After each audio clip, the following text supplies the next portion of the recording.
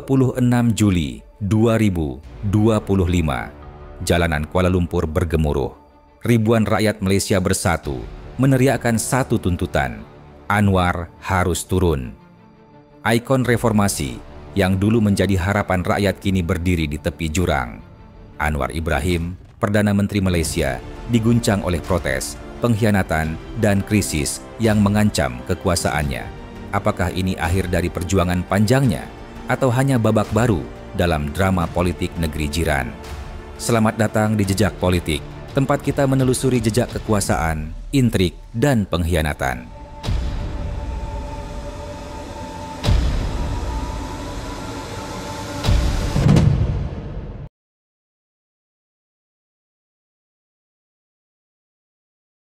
Penjara 18 bulan karena nak tolong anak Melayu yang diperiksa.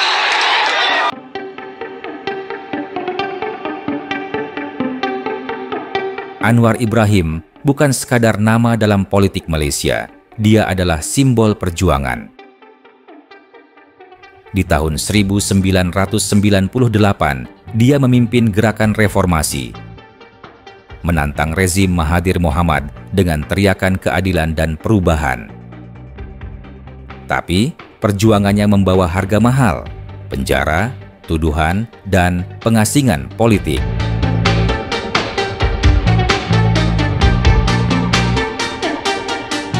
Dua dekade kemudian, di 2022, Anwar akhirnya naik menjadi Perdana Menteri, memimpin koalisi Pakatan Harapan dengan janji besar: reformasi, transparansi, dan keadilan sosial. Tapi, 3 tahun berlalu, janji itu seolah memudar. Rakyat yang dulu mengeluhkan namanya kini turun ke jalan, menuntutnya mundur. Apa yang membuat seorang pejuang reformasi jadi sasaran kemarahan rakyatnya sendiri?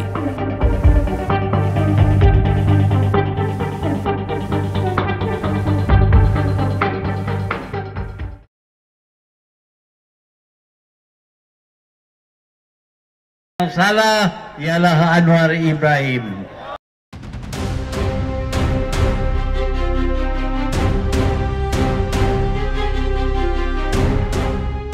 Bayangkan pemandangan ini. Jalanan ibu kota Malaysia dipenuhi lautan manusia. Dari pekerja biasa hingga mahasiswa, dari kelas menengah hingga petani, semua bersatu dalam kemarahan. Spanduk bertuliskan, "Turun Anwar," berkibar. Suara rakyat menggema. Apa yang memicu badai ini? Kenaikan biaya hidup yang mencekik leher, pemotongan subsidi bahan bakar telah membuat harga bahan pokok melambung. Pajak baru membebani rakyat kecil. Dan yang paling menyakitkan, janji reformasi Anwar yang tak kunjung terwujud. Banyak yang merasa dikhianati. Bahkan Mahathir Mohamad, mantan mentor sekaligus musuh bebuyutannya, ikut turun ke jalan, menuding Anwar menyalahgunakan kuasa untuk menekan lawan politik. Ini bukan lagi soal kebijakan, ini soal kepercayaan yang telah runtuh.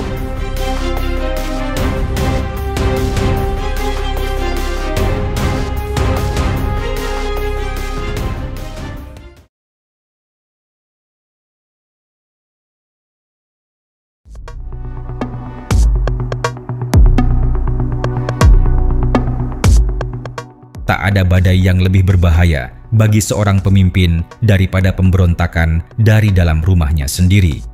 Di tengah gemuruh protes di jalanan, Anwar Ibrahim menghadapi ancaman yang tak kalah serius di dalam Partai Keadilan Rakyat, PKR, partai yang dia dirikan sebagai simbol perjuangan reformasi.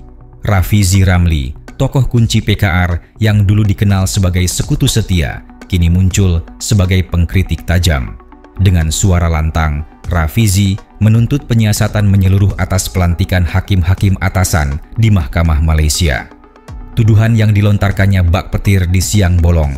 Apakah Anwar, sang pejuang reformasi, kini mencoba mengendalikan badan kehakiman untuk memperkuat cengkeramannya pada kuasa? Tuduhan ini bukan perkara kecil. Kembali ke tahun 1988, Malaysia pernah diguncang skandal kehakiman ketika pemerintahan Mahathir Mohamad dituduh mencampuri independensi hakim memecat beberapa tokoh kunci. Kini, bayang-bayang sejarah itu kembali menghantui. Rafizi dan beberapa pemimpin PKR lainnya mempertanyakan proses pelantikan hakim baru yang menurut mereka dilakukan tanpa konsultasi memadai. Mereka khawatir ini adalah upaya Anwar untuk menekan lawan politiknya, termasuk melalui kasus-kasus korupsi besar seperti 1444. Anwar menanggapi dengan keras, menegaskan bahwa dia tidak pernah memecat hakim atau mencampuri urusan kehakiman seperti yang terjadi di masa lalu.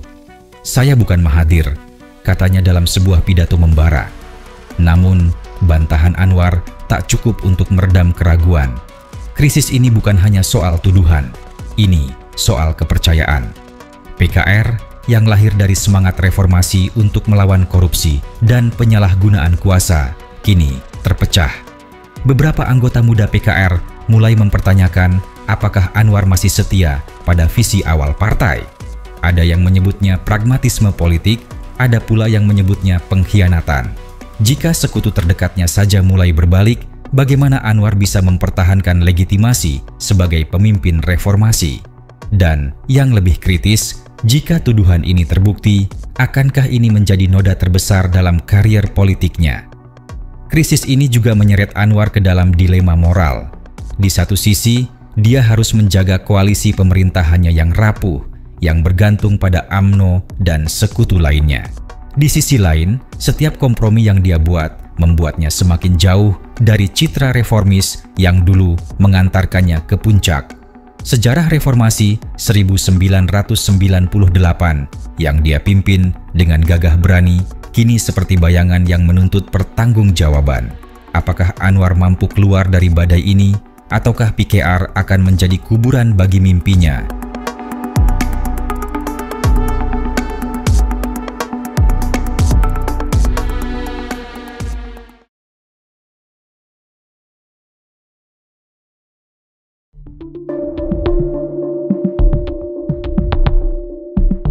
Di luar partainya, Anwar terjepit oleh tekanan politik yang tak kalah ganas. UMNO, sekutu koalisinya, mendesak pembebasan Najib Razak, mantan PM yang dipenjara karena skandal 1MDB. Bagi UMNO, ini soal loyalitas. Bagi Anwar, ini ujian idealisme. Sementara itu, oposisi seperti PAS memanfaatkan kemarahan rakyat, menyerang Anwar dari segala sisi. Tapi ancaman terbesar mungkin bukan dari politik, melainkan ekonomi.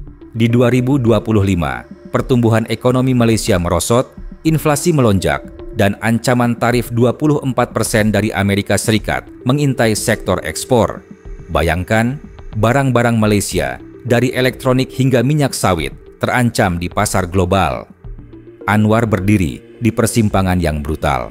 Mempertahankan koalisi berarti mengorbankan reformasi, tapi melepaskan sekutu bisa meruntuhkan pemerintahannya. Ini adalah pertaruhan politik terbesar dalam hidupnya. Anwar Ibrahim pernah jadi simbol harapan, pejuang reformasi yang tak kenal menyerah. Tapi kini, di tengah protes rakyat, pemberontakan sekutu, dan badai ekonomi, dia berdiri di ujung sejarah yang kritis. Ada yang masih percaya padanya. Ulama Kelantan, misalnya, meminta pemerintahannya dipertahankan demi stabilitas. Tapi, suara mereka tenggelam di bawah gemuruh kemarahan. Mampukah Anwar bangkit dari tekanan ini? Ataukah Malaysia akan menyaksikan akhir dari era reformasi? Satu hal pasti, jejak politik Anwar Ibrahim kini berada di persimpangan yang menentukan. Apa pendapat kalian? Bisakah Anwar Ibrahim bertahan, atau akankah Malaysia menyaksikan pergantian kekuasaan? Tulis pendapat kalian di kolom komentar. Dan jangan lupa like, share, dan subscribe Jejak Politik untuk analisis mendalam lainnya. Kita akan terus menelusuri jejak kekuasaan dimanapun itu membawa kita. Sampai jumpa di video berikutnya.